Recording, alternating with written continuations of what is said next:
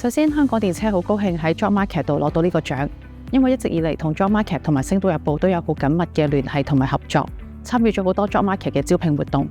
今次得獎，除咗係對香港電車嘅人力資源團隊一個認可之外，亦都希望藉住呢個機會，透過 Job Market 俾大眾更加了解香港電車係一個點樣嘅僱主。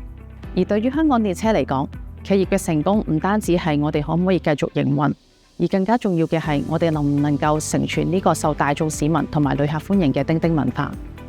喺過往嘅1年裏邊，香港電車致力於優化人力資源政策，專注組織效能、人才管理、員工體驗，尤其是喺招聘人才、留住人才同埋員工參與度方面，以保持企業嘅競爭優勢。公司着重員工嘅工作滿意度同埋專業成長，鼓勵創新思維同埋持續學習。呢種以員工為中心嘅做法，唔單止提升咗員工嘅忠誠度，仲提升咗團隊嘅凝聚力同埋工作效率，以確保香港電車嘅員工隨時都處於最佳嘅狀態，應對每日嘅挑戰。喺以人為本方面，過往1年香港電車持續引入現代企業嘅管理模式，進一步加強同事同埋部門之間嘅溝通同埋合作。呢種文化唔單止有助推動公司內部效能嘅提升，亦都為公司未來奠定咗紮實嘅基礎。我哋知道員工滿意度對企業嘅重要性，所以將員工嘅福祉放喺首位，致力創造一個公平、公開、積極嘅工作環境，令到每一位同事都感到被尊重同埋被重視。我哋透過提供良好嘅工作條件、平等嘅發展機會同埋專業嘅培訓計劃，確保員工能夠充分發揮佢哋嘅潛能，從中獲得工作嘅滿足感。另外，我哋都一直關注員工嘅需求，致力改善工作環境。我哋嘅改善政策包括以下4項：首先係薪酬制度同埋福利嘅審查，檢視並加強員工嘅薪酬同埋福利，特別係針對基層嘅員工，以確保佢哋得到應有嘅認可。第二就係改善工作嘅環境，提供必要嘅支援設施，以確保員工喺安全同埋舒適嘅環境之下工作。之後就係提升幸福嘅工作文化，定期組織員工活動，促進同事嘅合作同埋凝聚力。公司亦都好重視家庭友善嘅政策，以推動家庭友善嘅理念，例如提供有薪嘅婚假、育兒假，以幫助員工去平衡工作同埋家庭生活。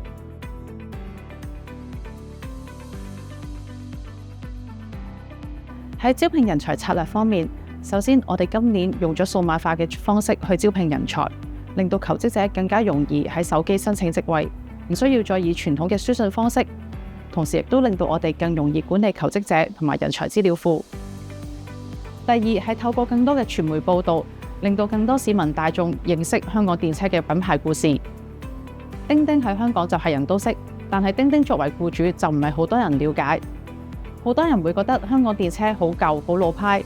但係其實香港電車都有好多有遠見同埋年輕有為嘅管理層同埋同事，以及法國母公司 RATP-DEF 嘅支援，令到我哋有更多資源去繼續營運同埋發展香港電車。同時，我哋都希望令到更加多市民知道，電車除咗招聘電車司機之外，其實仲需要好多技術支援人員。首先，唔知大家知唔知香港電車係香港製造，我哋需要大量嘅工程同埋維修人員。同時，我哋都一路改進緊電車嘅內部結構。如果有留意嘅市民都知道，電車由木造車身逐漸過渡為鋁合金車身，從而加強電車嘅結構同埋承載力。呢啲工作都需要大量嘅工程同埋維修人員去參與。另外，香港電車亦都有大量嘅商業活動，包括廣告、市場推廣，嚟緊亦都會大力發展旅遊業，所以喺商業活動方面亦都需要大量嘅人才。我哋一如以往，除咗主力針對中年嘅勞動市場之外，亦都希望更加滲透年輕一代同埋女性嘅勞動力，